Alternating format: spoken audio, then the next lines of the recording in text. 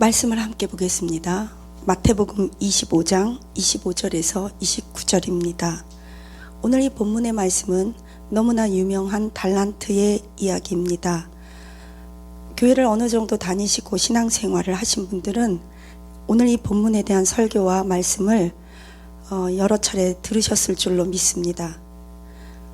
본문의 내용은 주인이 여행을 떠나기 전에 종들을 불러서 한 사람에게는 5, 그 다음엔 2, 한 달란트를 각각 다르게 주었습니다. 그리고 이것을 가지고 열심히 장사를 해서 하고 일을 해서 이윤을 남겨라 라고 말을 한 것입니다.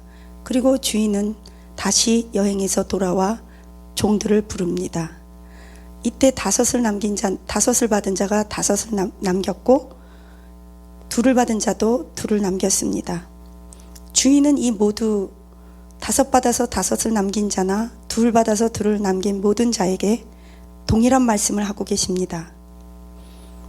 잘했다, 착하고 충성된 종아, 내가 이렇게 열심히 일을 잘했고 작은 일에 충성하였으니 주인의 왕의 잔치에 이제 참여하거라, 이런 칭찬을 하십니다. 그런데 불행히도 한 달란트를 받은 자에게 와서 너는 어떻게 했니? 라고 계산을 할 때 한 달란트 받은 자는 주인에게 이렇게 찾아와서 이렇게 말합니다. 주인님 보시옵소서, 나는 당신이 나에게 하나밖에 주지 않았습니다. 그래서 내가 이것을 땅에 묻었다가 그대로 당신의 원금 그대로 주니 자, 당신 것입니다. 가져가십시오. 아주 단호하게 이렇게 말하는 분위기입니다. 주인은 이런 한 달란트를 받은 자에게 이렇게 말합니다. 네가 차라리 은행에 뒀으면 내가 이자라도 받았을 텐데 어찌하여 너는 이렇게 은행에도 넣지 않고 땅속에 묻어두었느냐? 그때 너무나 놀라운 이야기를 한 달란트 받은 자가 주인에게 마치 화가 나서 반항하듯이 이렇게 말합니다. 주여, 당신은 마음이 아주 굳은 자고 심지 않은 데서 거두며 해치지 않은 데서 모으려고 합니다. 이게 무슨 말이냐면 현대인의 번역에서는 이래요. 주인, 당신은 굉장히 무섭고 아주 계산적이고 무서운 사람입니다. 그래서 당신은 그냥 나한테 인색합니다. 당신은 수고하지 않은 데서 우리들을 이렇게 해석하면 되는, 그러니까 이건 제 해석입니다. 마치 이런 거예요. 주인, 당신은 아주 인색하고 계산적이고 아주 굉장히 못됐습니다. 마음이 엄격합니다. 나는 당신을 무서워해서 땅에 묻어둬 버렸습니다.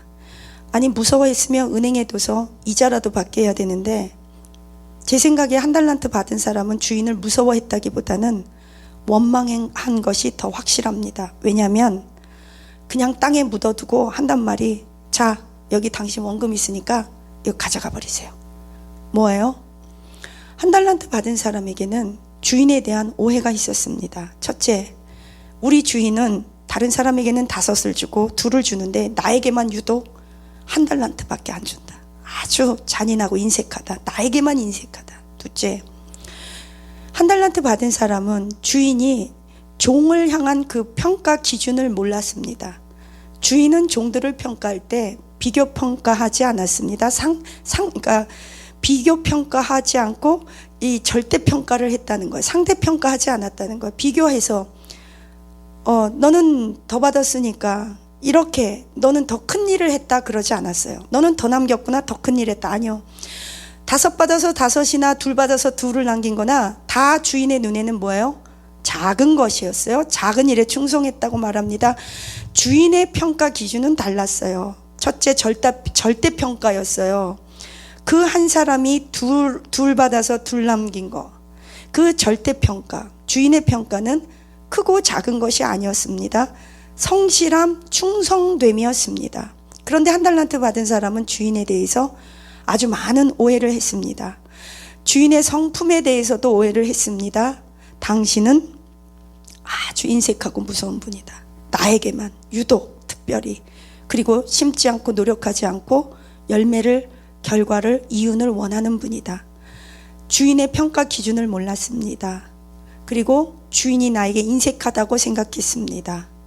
그리고 크고 작은 것에 그는 집착했던 것 같습니다. 그러나 주인은 언제나 원하십니다. 동기와 태도. 주인은 한 달란트 받은 자가 만약에 주인에게 찾아와서 보십시오. 저는 한 달란트밖에 못 받아서 내가 한 달란트밖에 남기지 못했습니다. 그러나 내 진심은 더 남기고 싶었습니다. 라고 말했다면 너 엄청 잘했다. 너 최고다. 너는 5달란트 받은 사람보다 더 잘했다. 어쩌면 그랬을 수도 있어요. 너는 정말 한 달란트밖에 안 줬는데도 어떻게 하나를 남길 수 있었니? 너 한 달란트 남겨줬는데 은행에라도 넣어놨구나. 그런데 불행히도 한 달란트 받은 사람은 주인에 대한 쓴뿌리, 왜곡된 이미지, 주인은 나쁜 사람, 엄한 사람, 주인은 무서운 사람이라고 고백합니다. 누가복음에 나오는 한 문화의 이야기가 있습니다. 주인은 똑같이 한 문화씩 종들에게 나누어 줍니다. 오늘 달란트에는 5, 2, 1 다른 달란트를 나눠줬다고 하지만 누가복음에는 똑같이 한 문화씩 나누어 주는데 결과는 똑같습니다. 한 문화를 가지고 10을 남긴 사람, 한 문화 가지고 5을 남긴 사람, 한 문화를 가지고 하나를 묻어둔 사람의 비유가 나옵니다. 이것을 통해 우리는 알 수 있는 것이 무엇입니까? 똑같은 기회를 주었습니다. 똑같은 조건이었습니다. 그럼에도 불구하고 우리의 내면이 어떤 상황, 우리의 마음의 밭이 어떤가에 따라서 그 결과는 너무나 다르다는 것입니다. 언제나 우리는 생각합니다. 큰일 해야지, 큰 그릇.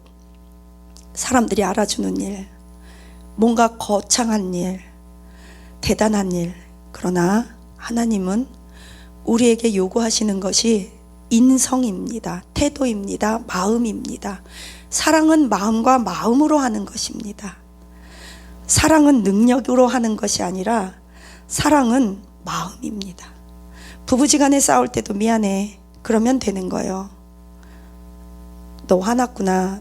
너 나 때문에 힘들지. 아내가 남편에게, 남편이 아내에게 듣고 싶은 말입니다. 수고했어. 고마워. 미안해. 화냈구나. 수고가 많네. 근데 의외로 우리는 이런 말 잘 못해요. 해도 한두 번 해요. 그러다 지쳐요. 그런데 그 말은 날마다 듣기를 원해요. 사람들은 이런 말을 날마다 듣기를 원하고 들어야만 살 수 있어요. 왜냐하면 응원 소리이기 때문에 그렇습니다. 나를 향한 지지의 마음, 응원의 마음. 어떤 사람은 자기의 필요만 계속 채우려는 사람이 있어요. 성도님들 중에서나 같은 동역자들 중에서, 가족 중에서 내 욕구만 계속 채우고 상대방이 뭐를 하나 부탁을 하면 안 해줘요. 못 들은 척해요. 신경 안 써요. 목사님 기도해 주세요. 뭐 하면 기도해 주세요. 기도 요청은 해요. 그런데 목사님이 정작 교회에 이게 필요해요. 이거 좀 도와줄 수 있어요? 그러면 못 들은 척해요. 우리 한 달란트 받은 사람 그런 마음일 수 있어요. 사랑은 마음으로 하는 거예요. 하나님께서는요, 우리에게 요구하십니다. 있는 자는 더 있고 없는 자는 그 가진 작은 한 달란트 가진 것까지도 빼앗아서 10달란트 더 잘 되는 사람, 더 잘하는 사람, 더 이윤을 많이 남길 사람, 열매 맺을 사람에게 줘버린다고 말해요. 이게 하나님의 경제 원칙입니다. 좋은 씨는 좋은 밭에 뿌려라. 열매 맺지 않는 나무는 잘라서 활활 불타는데 찍어 내 던져버리라. 굉장히 무서운 하나님의 경제 원칙입니다. 저는 이렇게 기도합니다. 하나님, 내가 코로나 기간 중간에 더 열심히 기도할게요. 더 성도들을 위해서 예배드리고 기도하고 교회에 머물겠습니다. 코로나 끝나면 더 큰 부흥을 주세요. 우리 성도님들 코로나로부터 지켜주세요. 우리 성도님들 모두가 다 알곡되게 해주세요. 알곡과 쭉정이를 가르는 이 시간에 하나님, 쭉정이로서 교회에 발만 건치고 다니는 이리저리 이 교회 저 교회 무임승차하면서 그냥 교회 쇼핑하듯이 돌아다니는 성도님들 다 우리 교회 보내주세요. 제가 최선을 다해서 기도하면서 말씀으로 양육해서 알곡 만들도록 노력할게요. 물론 알곡을 만드시는 분은 하나님이십니다. 그러나 하나님과 저는 파트너입니다. 농부입니다. 저는 하나님께서 주신 그 한 달란트, 저에게 주신 한 달란트 최선을 다해서 하나님 10개 남기고 싶어요. 제가 최선을 다할게요. 우리 교회 코로나 이후에 부흥 주세요. 코로나 이후에 우리 교회 성도님들 재정적인 부흥을 주세요. 코로나 이후에 저의 사역이 확장되게 해주세요. 저는 이 기간 동안에 더 열심히 기도하고 예배드릴게요. 그런 저와 여러분이 되시기를 축복합니다. 아무리 코로나고 재정이 어려워도 하나님께서 하늘문을 여시면 됩니다. 저는 여러분의 사업체를 위해서 기도하겠습니다. 여러분 한 달란트 받으셨어요? 우리 모두는 다 하나님 눈에는 작은 일입니다. 하나님 눈에 큰 일은 없습니다. 하나님은 우주적인 하나님이시기 때문에 그렇습니다. 하나님 보시기에 합당한 한 달란트 받은 사람일지라도, 평범한 사람일지라도 포기하지 않고 묻어두지 않는 저와 여러분 되시기를 축복합니다. 한 달란트 받은 사람이 오해한 것이 있습니다. 달란트가 재능입니까? 아닙니다. 25장 마태복음 25장 15절에 보면 각자 그 재능대로 달란트를 주었으니 according to his ability, 뭐냐면 그 은사대로, 즉 능력대로, 그 재능대로, 하나님께서 재능대로 달란트를 주셨대요. 즉 달란트는 뭐냐? 재능이 아니라 사명입니다. 능력이 아니라 사명입니다. 하나님께서 우리 모두 하나 한 명 한 명을 지을 때 하나님의 형상으로 짓고 이 땅에 잠시 70년 80년 살면서 너는 사도로, 선지자로, 교사로, 목사로, 선교사로, 평범한 주부로, 아줌마로 그냥 살아라, 이렇게 다 우리에게 직분을 주셨습니다. 그러나 우리는 해야 할 일이 반드시 있습니다. 하나님은 에덴 동산을 만드셨습니다. 그냥 놀고 먹어라가 아니고 이 동산을 지키고 다스려라. 하나님께서는요, 우리에게 일거리를 주셨습니다. 그것은 우리를 사랑해서 주셨기 때문입니다. 우리에게 사명을 주셨습니다. 각자가 어떤 사명이든지 간에 하나님은 그 사명을 위해서 우리 모두에게 은사를 주셨습니다. 그 은사대로 달란트를 주셨고 그 달란트는 사명입니다. 한 달란트 받은 사람은 그 달란트가, 사명이, 누구 사명은 더 크고 누구 사명은 아무것도 아니다, 그런 거 없습니다. 우리는 어떻게 보면 다 평범한 사람입니다. 대통령도 대통령의 자리에서 내려오면 그저 일개 한 나라의 시민입니다. 대통령은 은퇴할 수 있지만 시민이 시민으로서 죽기까지 은퇴하는 법이 없습니다. 목사는 은퇴할 수 있습니다.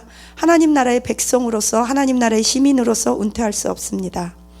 신앙생활은 그런 의미에서 은퇴가 없습니다. 저와 여러분은 죽는 그날까지 크든지 작든지 할 수 있는 모든 일을 호흡이 닿는 그날까지 기도, 말씀, 예배드리기, 가족들 돌보기, 내 주변 사람들에게 따뜻한 이웃이 되기, 칭찬하기, 격려하기, 위로하기 할 수 있습니다. 사람들은요, 자기 필요를 충족하기 위해서 하나님조차도 왜 나한테 이거 안 시켰어요? 이거 주면 나 이거 할게요. 그것이 아니에요. 한 달란트라도 충성할 때 그것을 통해 하나님은 큰 기적과 역사를 일으켜 주십니다. 제가 아는 어떤 분이 저에게 어저께 기도 부탁이 왔어요. 목사님, 우리 아들이 있습니다. 우리 아들이 천 선교사님과 교회를 한 달에 얼마씩 후원하기 원합니다. 적은 금액이 아니에요. 그 한 달에 그 각 교회마다 얼마씩 작정해서 지금 후원하기 원하고 통영에도 후원하고 있습니다, 그러더라고요. 저 그 소리를 들었을 때 가슴이 벅찼습니다. 그 권사님은 제가 굉장히 존경하는 분인데 오랜 기간 동안에 연락이 없다가 어제 연락이 왔어요. 그런데 너무 뜻밖이었습니다. 저는 그 권사님의 아들을 위해서 정말 열심히 제 1번으로 기도할 겁니다. 왜냐하면 제가 늘 기도해 왔습니다. 하나님, 2,000명의 선교사님들을 우리가 섬기게 해 주십시오. 재정적으로, 기도로 여러 가지.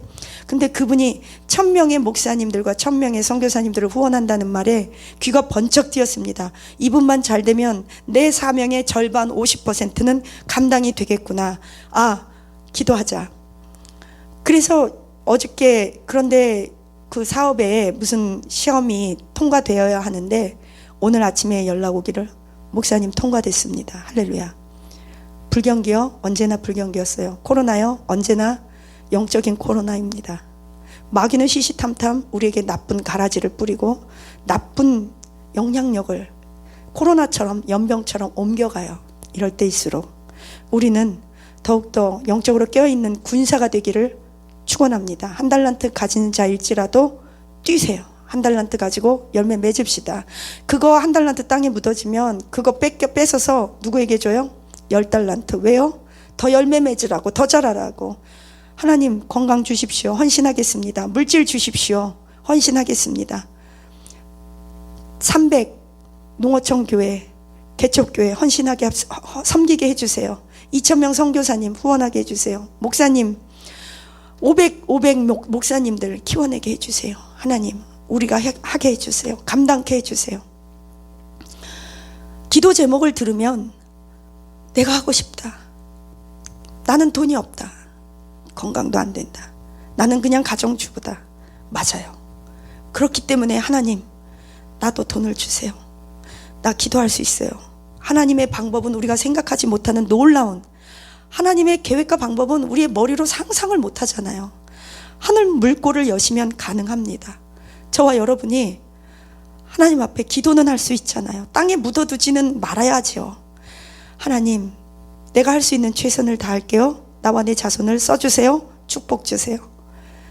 하나님에 대해서 오해하고 나쁜 생각, 이미지, 하나님은 나를 착취하는 분, 하나님은 나를 부려먹는 분, 하나님은 나의 등골 빼는 분, 우리 목사님은 맨날 선교지 돈 갖다 주는 분, 나는 죽도록 일해갖고 돈 한번 써보지도 못하고 우리 애들은 다 이렇게 집도 없고. 하나님은 갚으세요. 30배, 60배, 100배. 신명기 1장 11절 말씀하십니다. 너와 너 후손에게 1000배의 복이 임하리라. 이삭에게는 100배의 복이 임했습니다. 저와 여러분에게, 여러분의 후손들에게 빼앗긴 것이 다시 찾아오기를 축원합니다. 여러분의 후손들을 통해서, 여러분을 통해서 빼앗긴 모든 것들 다시 찾아올지어다. 코로나에도 불경계도 호경계를 누리게 하옵소서. 그런 저와 여러분이 되기를 축복합니다. 한 달란트 받은 인생일지라도 열매 맺기를, 그런 인생 되기를, 잘했다 칭찬받고 충성된 종이라 칭찬받을 수 있습니다. 그렇게 되기를 위해서 기도합니다. 하나님 감사합니다. 우리 한 달란트 받은 자들입니다. 우리 그냥 한 달란트 묻어두지 않게 하옵소서. 평범한 사람들입니다. 하나님 할 수 있는 거 작습니다. 그러나 그것 가지고 최선 다해 뛸 때 30배, 60배, 1000배, 100배 무한대의 열매를 맺고 1000대의 열매를 맺게 하옵소서. 1000배의 복이 임할지어다. 1000대의 복이 임할지어다. 1000배의 복이 임할지어다. 예수님이 재림하는 그날까지 우리 모두가 열심히 뛰고 충성된 자가 되어 우리를 통해서 5000명이 먹여 살리게 하시고 오병이어 역사 일어나게 하옵소서. 2000명의 선교사를 파송하며 300 지교회를 하나님 후원하게 하옵소서. 농어촌 교회를 후원하게 하시고 500명의 목사님들을 키워내게 하여 주시옵소서. 감사드리며 예수님 이름으로 기도합니다. 아멘.